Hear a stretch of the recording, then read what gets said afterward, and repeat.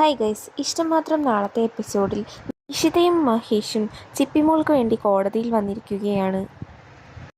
മഹേഷിനും ഇഷിതയ്ക്കും പൂർണ്ണ വിശ്വാസമായിരുന്നു ചിപ്പിമോൾ തങ്ങളുടെ കൂടെ വരണമെന്ന്, ജഡ്ജിനോട് ആവശ്യപ്പെടുമെന്ന്.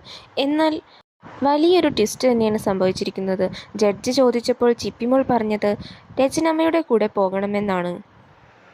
ഇഷിതയും മഹേഷും ഒരിക്കലും പ്രതീക്ഷിക്കാത്തൊരു മറുപടി ആയിരുന്നു അത്. മഹേഷിന് ഇപ്പോഴും വിശ്വാസമായിട്ടില്ല. ചിപ്പിമോൾ ഇങ്ങനെ പറഞ്ഞത് രജനിയും ആകാശും അവളെക്കൊണ്ട് പറയിപ്പിച്ചതാണോ എന്നുള്ള സംശയത്തിലാണ് മഹേഷും ഇഷിതയും. മഹേഷ് ഉറപ്പിച്ചിരിക്കുകയാണ് അവളെ എന്തോ ബ്ലാക്ക്മെയിൽ ചെയ്തിട്ടുണ്ട് ആകാശ്, അതുകൊണ്ടാണ് അവൾ തങ്ങളുടെ കൂടെ വരണ്ട, രചനാമ്മയുടെ കൂടെ പോയാൽ മതി എന്ന് പറഞ്ഞത്.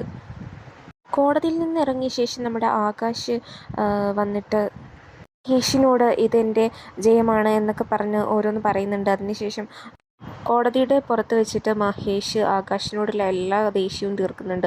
ആകാശിനെ നന്നായി അടിക്കുന്നൊക്കെയുണ്ട്. ഏതായാലും ഇനി വരുന്ന ട്വിസ്റ്റുകൾ എന്താണെന്ന് വരുന്ന എപ്പിസോഡുകളിൽ നിന്ന് തന്നെ അറിയാം. ചിപ്പിമോൾ ആരുടെ കൂടെ പോകണമെന്നുള്ളത് ഇനി കോടതി തീരുമാനിക്കും.